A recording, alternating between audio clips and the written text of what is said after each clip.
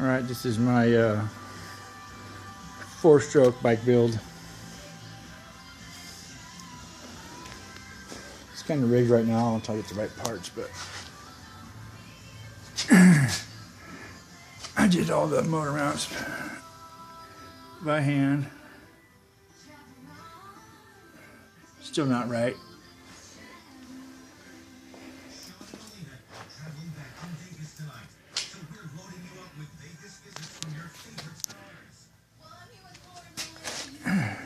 Clutch to the pulley to the sprocket, This is my custom seat design thing. It's just an L bracket here.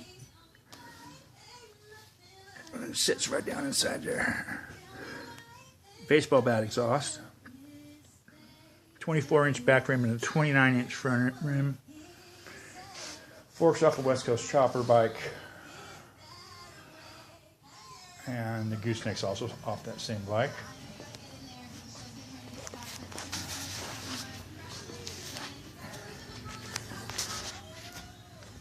I would fire it up, but my sister's asleep. But it fires on the first pull.